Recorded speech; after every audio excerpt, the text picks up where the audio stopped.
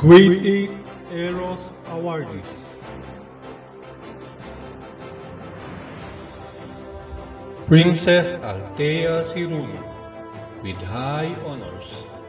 Best in English, Best in Filipino, Best in Araling Panlipunan, Best in ESP, and Best in MAPE. Myla Palor with high honors. Best in Filipino, Best in TLE, Best in Math, and Best in ESP. Sheila May Mape with honors. Rachel Ann Sola with honors.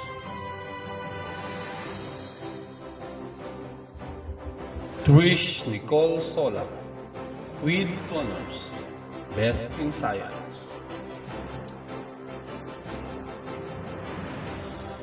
Congratulations, dear learners and proud parents.